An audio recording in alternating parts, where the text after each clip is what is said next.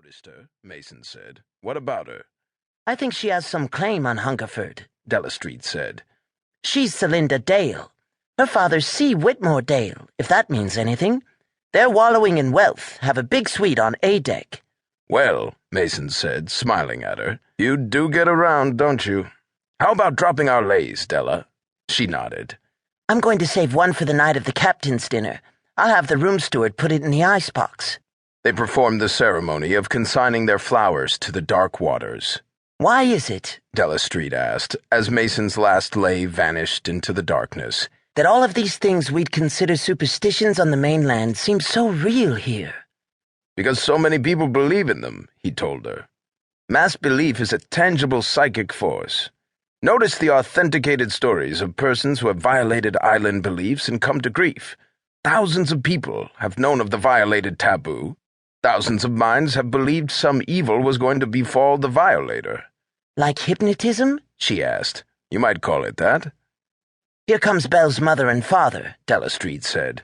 I suppose they'll want to be introduced.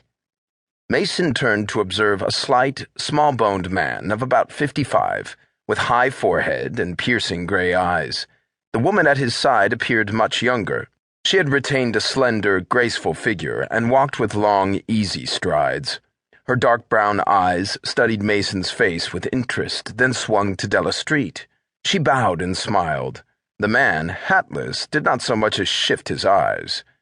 Mason watched them as they walked past, the man staring with preoccupation at the dark curtain of night beyond the ship, the woman frankly sizing up her fellow passengers. "You've met her?" Mason asked. Yes, they were in the cabin for a few minutes. Mason once more stared down at the couple on the lower deck. "Celinda Dale," he said, "had better hurry up and record her location notice or she'll find someone's jumped her claim. Funny, I can't place that girl. I've seen her before somewhere." Della Street laughed. You said that last night, Chief, and after you mentioned it, I thought I'd seen her before, so I asked her about it tonight. "Has she ever been in the office?" Mason asked. "Or perhaps on one of my juries?" No, Della Street told him. It's simply a case of a remarkable resemblance to— "To Winnie Joyce, the picture actress," Mason exclaimed. Della Street nodded. There's a natural resemblance, she said, and Miss Newbury accentuates it by the way she does her hair. I think she more or less consciously imitates Winnie Joyce in her manner.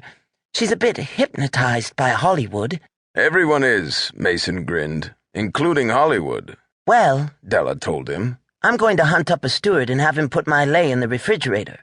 See you in the morning, Chief. She walked rapidly forward, leaving Mason standing at the rail, watching the intermittent flashing of signal lights, inhaling the scents of the warm tropical air. The decks became silent and deserted as passengers, fatigued by a strenuous last day in the islands, the night sailing, and the strain of farewells, sought their cabins. Mason turned abruptly as a woman mentioned his name. I'm Mrs. Newbury, Mr. Mason, she said. My daughter's sharing the cabin with your secretary, so I know all about you. I saw you standing at the rail as we walked past. I want to consult you. Professionally? Mason asked. She nodded. Mason studied her with patient, appraising eyes. What about? About my daughter, Belle, she said. Mason smiled. I'm afraid you misunderstood, Mrs. Newbury.